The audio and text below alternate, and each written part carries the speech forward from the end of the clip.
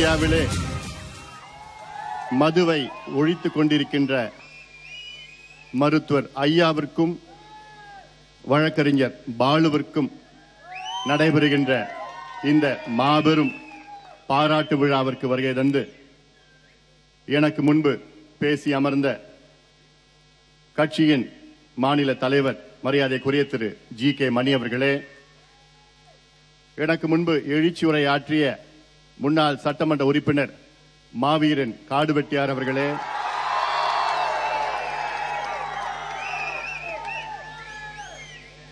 இந்த நிகழ்ச்சியின் கதாநாயகன், புரட்சி என்ற வார்த்தைக்கு உண்மையான அர்த்தம் கொண்டவர் சமூக நீதி காவலர் மருத்துவர் ஐயா அவர்களே,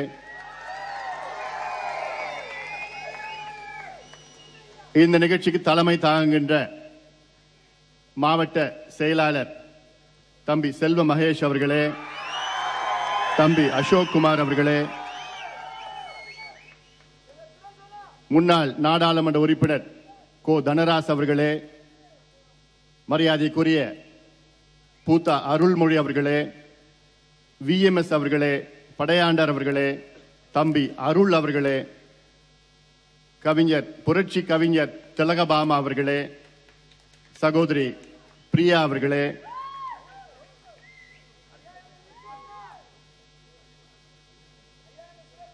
விருதை வள்ளல் மரியாதைக்குரிய மருத்துவர் ஆர்ஜி அவர்களே,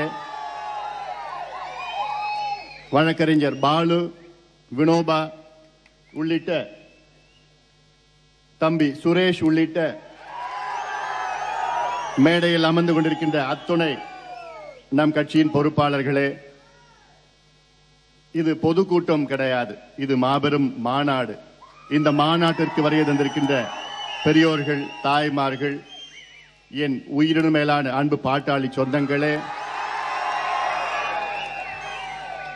எல்லாவற்றுக்கும் மேல் வீரத்தோடு, எழுச்சியோடு, நம்பிக்கையோடு இங்கே வருகை தந்திருக்கின்ற என்னுடைய தம்பிகளே, என்னுடைய அண்ணன்களே, என்னுடைய சகோதரிகளே, தாய்மார்கள், பத்திரிகை நண்பர்கள், காவல்துறை நண்பர்கள் உள்ளிட்ட உங்கள் அனைவருக்கும் இந்த அன்புமணி ராமதாசன் பணிவான வணக்கங்கள். இந்த விழாவில் உங்களை சந்திப்பதில் மகிழ்ச்சி, அதைவிட பெருமை. காரணம், இங்கே முழுக்க முழுக்க இளம் சிங்கங்கள், இளைஞர்கள். இன்றைய சூழலில் தமிழ்நாட்டில் வேற எந்த கட்சியிலும் இவ்வளவு இளைஞர்கள் கிடையாது. மற்ற கட்சிகள் இளைஞர்கள் என்று சொன்னால் 65 வயது, 67 வயது, 70 வயது. ஆனால் நம் கட்சியில இளைஞர்கள் என்றால் 12 வயது, 15 வயது, 17 வயதில் துடிதுடிப்பான இளைஞர்கள் நிறைந்த கட்சி பாட்டாளி மக்கள் கட்சி. இன்று காலை திருவண்ணாமலை மாவட்டத்தில் கல்பெயர் என்ற கிராமத்துக்கு நான் சென்றேன். 15 நாட்களுக்கு முன்பு எனக்கு ஒரு மின்னஞ்சல் மூலமாக ஒரு அழைப்பு. எங்கள் ஊரிலே 250 இளைஞர்கள் இருக்கின்றோம், அத்துணை இளைஞர்களும் பாட்டாளி மக்கள் கட்சியிலே சேர வேண்டும், உங்களை சந்திக்க வேண்டும் என்று சொன்னார்கள். உடனடியாக 2 நாட்களுக்கு பிறகு சென்னைக்கு வரவழைத்தேன். வந்தார்கள். ஒட்டுமொத்த கிராமம் இவ்வளவு காலமாக 50 ஆண்டு காலமாக திமுக, அண்ணா திமுகவுக்கு மட்டும் நாங்கள் வாக்களித்திருந்தோம். ஆனால் இனி வரும் காலத்தில் அவர்கள் வேண்டாம், எங்களுக்கு பாட்டாளி மக்கள் கட்சி மட்டும்தான் எங்களுக்கு வேண்டும் என்று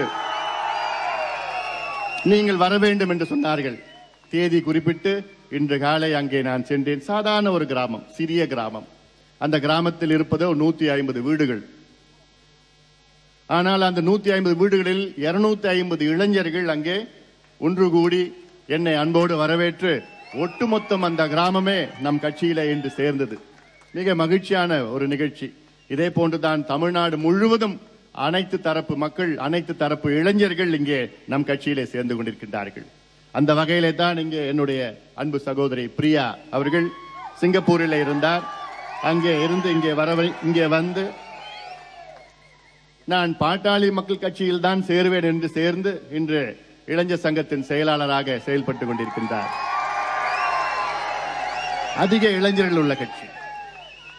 நான் சொல்லியிருக்கின்றேன், தமிழ்நாட்டில் புரட்சி என்ற வார்த்தைக்கு அர்த்தம் கிடையாது. அது ஒரு கெட்ட வார்த்தை. ஏன்னா அர்த்தம் தெரியல. இன்னைக்கு யார் யாரோ புரட்சின்னு பேர் வச்சிட்டு இருக்காங்க. புரட்சி தலைவர், புரட்சி தலைவர் யாருன்னு சொல்றோம்? நம்ம எம்ஜிஆர் சொல்லிட்டு இருக்கோம். என்ன புரட்சி செஞ்சார் எம்ஜிஆர்? ஜெயலலிதா கூட நடிச்சார், பாட்டு பாடினார். வேற ஏதாவது ஒரு புரட்சி உங்கள் வாழ்க்கை தரம் உயர்வதற்கு ஏதாவது ஒரு புரட்சி செஞ்சாரா? கிடையாது. பிறகு புரட்சி தலைவின்னு ஜெயலலிதா, அவங்க செய்த புரட்சி என்னன்னா எம்ஜிஆர் கூட நடிச்சது. வேற ஏதாவது ஒரு புரட்சி? பிறகு புரட்சி கலைஞன். அப்படி இந்த வார்த்தை புரட்சி புரட்சின்னு வந்துகிட்டு யார் உண்மையான புரட்சியாளர்? உண்மையான புரட்சியாளர் யார் என்றால் மக்களுடைய வாழ்க்கை தரத்தை உயர்த்த பாடுபடுகின்ற தியாகம் செய்கின்ற தலைவர்கள் தான் புரட்சியாளர்கள். தான் தமிழ்நாட்டிலே தந்தை பெரியார் அவர்கள் ஒரு புரட்சியாளர். தமிழ்நாட்டிற்கு சமூக நீதி கொண்டு வந்தவர் தந்தை பெரியார் புரட்சியாளர். அவருக்கு பிறகு காமராசர் அவர்கள் ஒரு புரட்சியாளர். தமிழக மக்களுக்கு கல்வி தந்தவர், கல்வி தந்து மக்களுடைய வாழ்க்கை தரத்தை உயர்த்தியவர். அதன் பிறகு இங்கே தமிழ்நாட்டில் வாழுகின்ற ஒரு புரட்சியாளர் மருத்துவர் ஐயா அவர்கள். உலகளவிலே புரட்சியாளர்கள் என்றால் சீனாவிலே மாசோத்தங் அவர் மக்கள் ஆட்சியிலிருந்து மன்னர் ஆட்சியிலிருந்து மக்கள் ஆட்சியை கொண்டு வந்தார், கல்ச்சுரல் ரெவல்யூஷன் செய்தார். சிங்கப்பூரிலே லீ குவான் ஹூ என்ற ஒரு அதிபர் 1959 90 வரைக்கும் அந்த நாட்டை முன்னேற்றி இன்று வளர்ந்த நாடாக மாற்றியிருக்கின்றார் லீ குவான் ஹூ. கியூபா நாட்டிலே ஃபிடல் காஸ்ட்ரோ ஒரு புரட்சியாளர். அங்கே பட்டிஸ்டா என்ற ஒரு கொடுங்கோல் ஆட்சியை அகற்றி மக்கள் ஆட்சியை அங்கே அமர்த்தியவர் ஃபிடல் காஸ்ட்ரோ. அவருக்கு உதவியாக இருந்தவர் சே குவேராவா.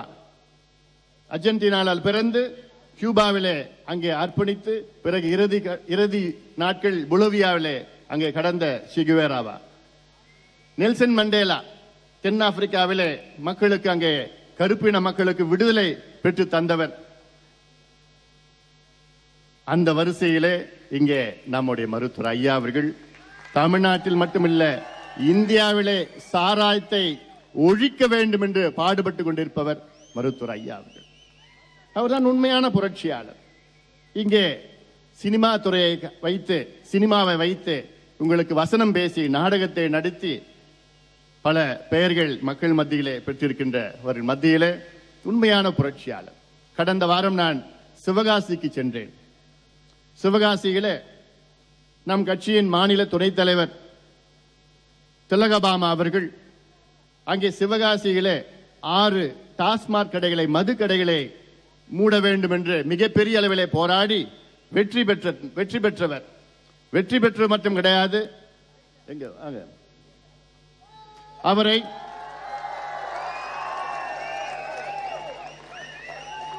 அவரை பொய் வழக்கு போட்டு 15 நாட்கள் மதுரை சிறையிலே அடைத்தார்கள் காவல்துறையினர். ஆனாலும் அதையும் பொருட்படுத்த அவர் மட்டுமல்ல, அவருடன் சேர்ந்து 14 பெண்கள் 7 ஆண்கள் 21 பேர் அங்கே அவருடன் சேர்ந்து மதுரை சிறையிலே அடைத்து அவர்கள் தான் உண்மையான புரட்சியாளர்கள் அங்கே இருக்கின்றவர்கள் எல்லாம். ஏன்னா அவர்களால் கடைகளை மூடுகின்ற ஒரு சூழல் வந்திருக்கிறது. அவர் சவுந்தரபாண்டிய நாடாருடைய மகள் வழி பேத்தியவர். இப்படி தமிழ்நாட்டில் பல பகுதிகளில் இந்த சாராய கடைகளை மூடுகின்ற ஒரு சூழல் வந்திருக்கிறது.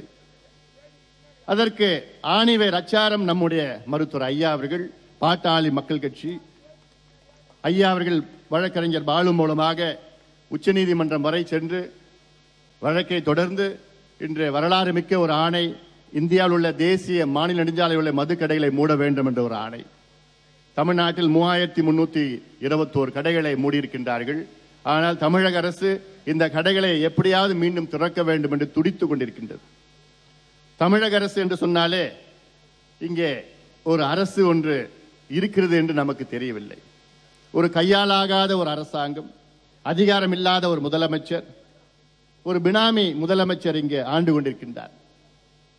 கடந்த வாரம் ஒரு நிகழ்ச்சியில் கலந்து கொண்டு என்னை கேட்டார்கள், அங்கிருக்கின்ற இளைஞர்கள் கேட்டார்கள், இங்க இருக்கின்ற ஆட்சியாளர்களை பற்றி நீங்கள் சொல்லுங்கள், அரசாங்கத்தை பற்றி நான் சொல்லுங்கள் என்று. நான் சொன்ன ஒரே வார்த்தையில் சொன்னேன், 200-300 ரூபாய்க்கு ஓட்டுக்கு லஞ்சம் வாங்கிட்டு நீங்க ஓட்டு போட்டீங்க, உங்களுக்கு என்ன பில்கேட்ஸா கிடைப்பாரு? எடப்பாடி பழனிசாமி தான் கிடைப்பாருன்னு சொன்னார். ஆமா, லஞ்சம் வாங்கி ஓட்டு போட்டு இப்படிதான் கிடைக்கும், இப்படிதான் ஒரு முதலமைச்சர் கிடைப்பார் உங்களுக்கு. எடப்பாடி பழனிசாமி யார்? அவர் என்ன தகுதியானவரா, திறமையானவர்களா? எந்த தகுதி எந்த திறமையும் கிடையாது. அவரோட அடிமை, அவ்வளவுதான். இந்த தவறு யாரால செஞ்ச தவறு இது? யார் செய்த தவறு இது? மக்கள் செய்த தவறு. தமிழ்நாடு மக்கள் செய்த தவறு. இனி வரும் காலமாவது அதை நீங்கள் திருந்துங்கள், திரிந்து விடுங்கள், தெளிவாக இருங்கள், சிந்தியுங்கள், நல்ல தகுதியானவர்களை ஆள வையுங்கள், திருடர்களை ஆள வைக்காதீர்கள். இவ்வளவு காலமாக திருடர்கள் தான் ஆண்டார்கள். இனி வரும் காலத்தில் நல்ல நேர்மையானவர்கள், தகுதியானவர்களை, திறமையானவர்களை ஆள வையுங்கள், வாய்ப்பு கொடுங்கள். உலகாலமாக கொள்ளையர்கள் ஆண்டார்கள்.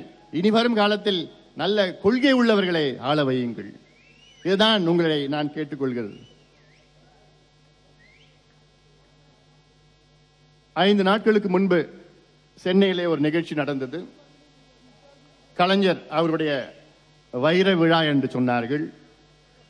கலைஞர் அவர்கள் நல்ல ஒரு மூத்த தலைவர், 100 ஆண்டுகள் அவர் நல்ல ஆயுளோட நல்ல ஒரு உடல் நலத்தோட வாழ வேண்டும் என்று நாம் எல்லோரும் வாழ்வோம். ஆனால் அந்த நிகழ்ச்சியில் அவர் கலந்து கொள்ள முடியவில்லை. அந்த நிகழ்ச்சியில திமுக எவ்வளவுக்கு எவ்வளவு இந்தியை எதிர்த்து போராடினார்களோ அப்படிப்பட்ட அந்த இந்தியை பேசுகின்ற தலைவர்கள் தான் அந்த நிகழ்ச்சியில் கலந்து கொண்டார்கள். ஹிந்தியில் ஏதோ பேசினாங்க, நமக்கு யாருக்கும் புரியல.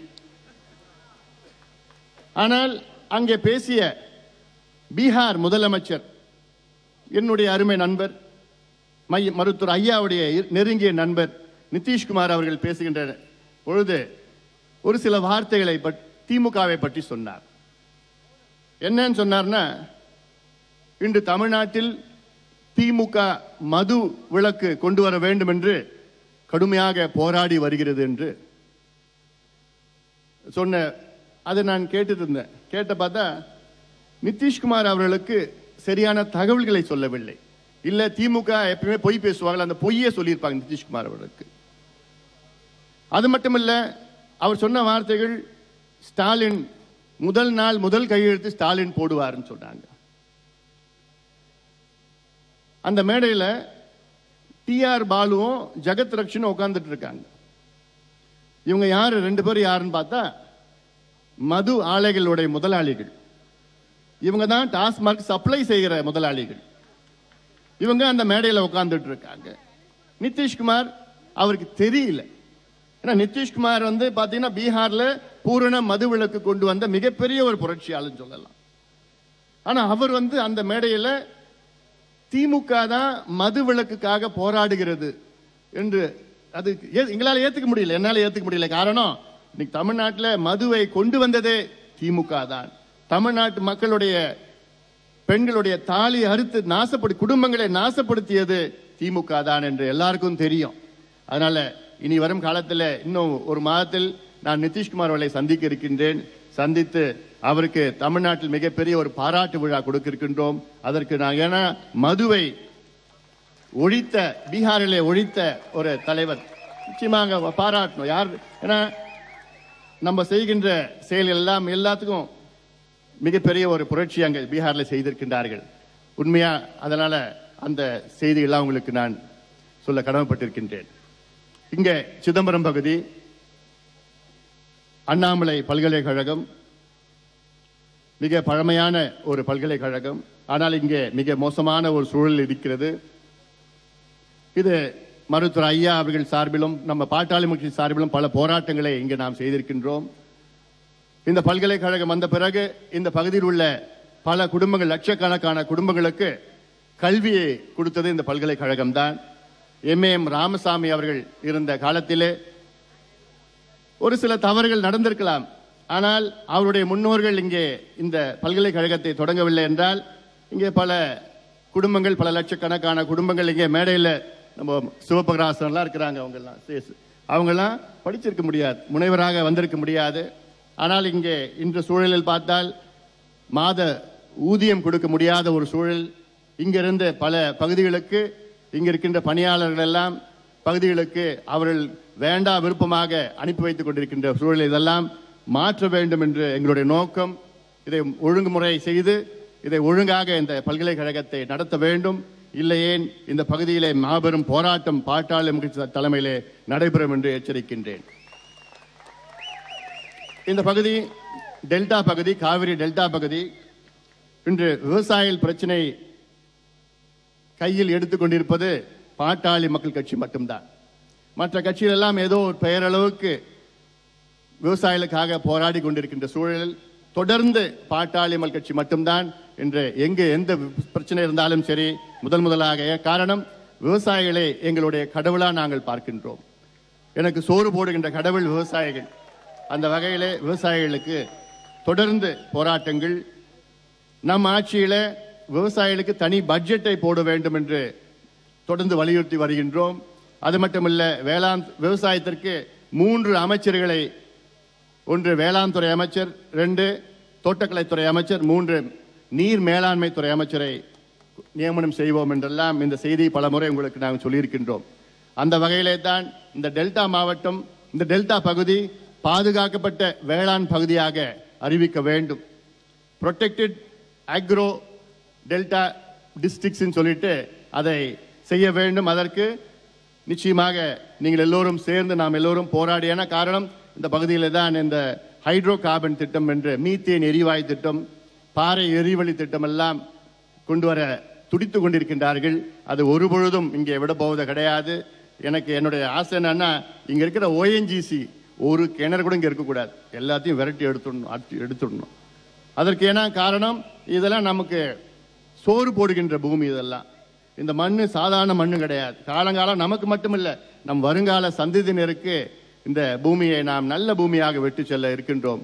அது சம்பந்தமாக வருகின்ற 18ஆம் தேதி என் தலைமையிலே கொள்ளிடத்திலே ஒரு மிகப்பெரிய ஒரு தடுப்பணை கட்ட வேண்டும் என்று அங்கே என் தலைமையிலே ஒரு போராட்டத்தை செய்ய இருக்கின்றோம்.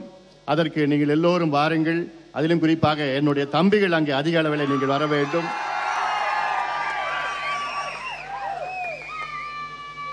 காரணம்,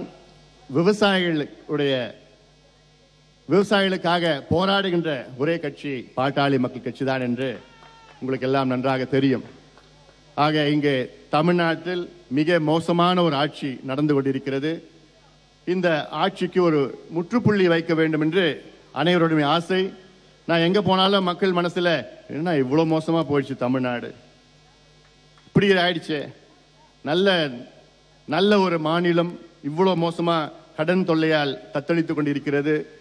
தகுதி இல்லாத முதலமைச்சர்கள், தகுதி இல்லாத அமைச்சர்கள் வந்துகிட்டு தமிழ்நாட்டை நாசப்படுத்திட்டு இருக்காங்க.